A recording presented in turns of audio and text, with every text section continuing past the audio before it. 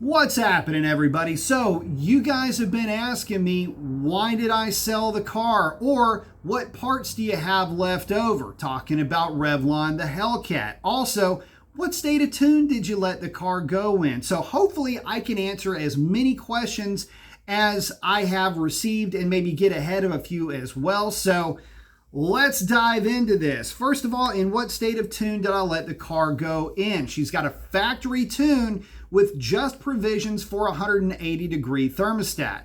That's it. Now, if you want to talk about what parts were still on the car, the 309 was still in the car, the red-eye drive shaft was still in the car, and the diff brace was still in the car. The factory reproduction wheels were still on the car. So basically in how you saw it condition. Oh, the rear seat delete was also still part of the car. The anti-theft provisions were also still part of the car with the Destroyer 1320 plate, as well as, well, the RFID hub was bricked, so wasn't going to replace that.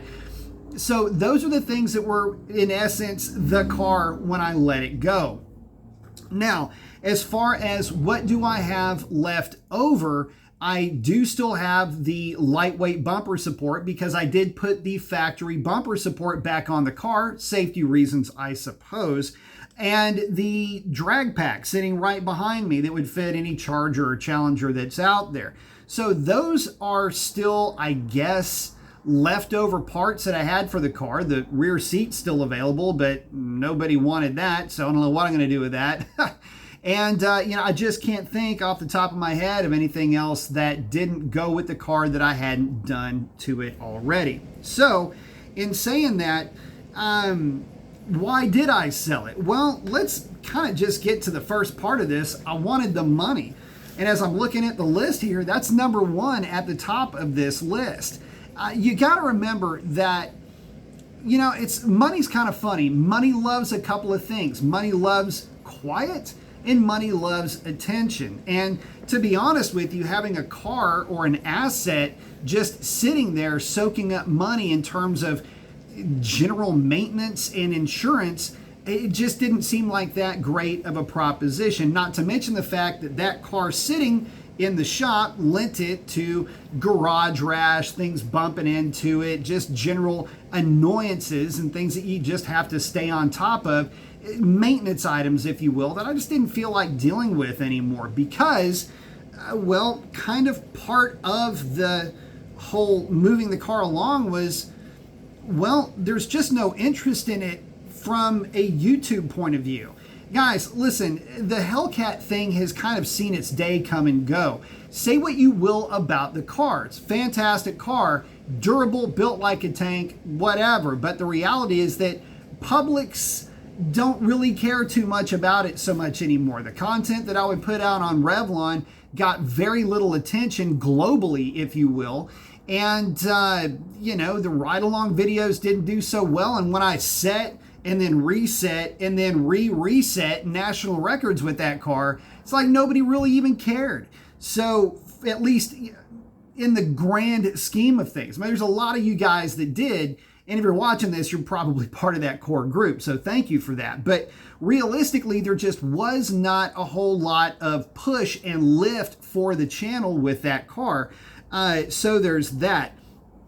But the other side of this is just the fact that it wasn't so fun anymore. I wasn't really driving the car very often. I had no real plans to try to keep chasing a record that I had just set. Aside from really gutting the car and getting the thing down to just shell status, I was not going to get the car into the nines on pump gas, at least not without quite a bit of effort and work in terms of, again, weight reduction and money going into reduced weight products and parts for that thing. It just really wasn't going to get there. So it quit being fun, but just driving the thing, it's kind of hard to explain, but if you've got a car or anything with that kind of power and you can't really unleash it on the street, at least not without the risk of, prison time, it stops being a whole lot of fun. It just becomes this automobile. And realistically, you quit driving it aggressively and fast and having fun with it. After you've had it for a while, it's just another car. So there's that. Another issue that I had with that car was that I had replaced a lot of electrical bobbins on that car. Remember that we had replaced 4 wheel speed sensors, 1 hub, an issue with a body control module, ? But we had a fuel pump driver go out and a fuel pump also go out, as well as a really glitchy Uconnect system in that car. So it turned into a thing where I was really mulling it over in my head. If I keep having issues, and a fuel pressure sensor issue, which was not covered under warranty, even the car was still covered under warranty, which was a very expensive fix. All of these are not inexpensive, and they're not without their headaches, if you will. So those are the reasons why I was really kind of getting more and more antsy about just having the car sitting around. Not to mention the fact that, that car had a ton of passes on it. And to be frank with you, fellas, I practically felt that it was due to have an issue. Now, that's a little bit of, I don't know, you're being a little bit skeptical about it, superstitious, if you will. But, the reality is that I was looking at the proposition of a car that was not going to go up in value to try to cover the cost of anything that could possibly go wrong, which would be a 5-figure fix typically for anything that would major go wrong with that car. So then it would owe me the money immediately, and then I would have to sell it to recoup. In this case, I really didn't have to sell the car. I was offered decent enough money. I'll hold that value just because, to keep respect for anybody that could be interested in the car later on. I'll leave it at that. But I got a decent enough price on the car to where it just made sense to go ahead and let it go. Burn the hands were two in the bush. So, there's the peace of mind aspect to it. There's the other thing, people were asking, was I worried about it getting stolen? Well, no, the car was heavily insured. It had a lot of anti-theft provision thrown into the mix. So I never had to worry about it getting stolen. Worst case scenario, if it did get jacked or stolen, would just be, okay, insurance company, pay up. And in fact, if it would have come to that, the car would technically have been worth more if it would have been an insurance claim. So definitely nothing like that went on here, which I'm glad to say, because I still feel like a lot of those theft claims are insurance jobs. So anyway, any one of those reasons would be reason enough to get rid of the car. But at the end of the day, it really did take the weight of all of those reasons for me to go ahead and let it go. And I didn't do it without a heavy heart. Whoever gets that car is going to be getting an extremely awesome example of an early Hellcat. If I had to do it all over again, which, who knows, later on down the line, Dodge could come out with something that I absolutely fall in love with.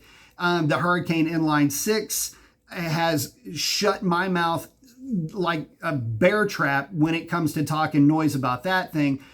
With my drive in the Wagoneer, that Grand Wagoneer with the HO Hurricane 6, that thing flat out hauls butt. And I don't mean that it's fast for a 6,500 pound tank.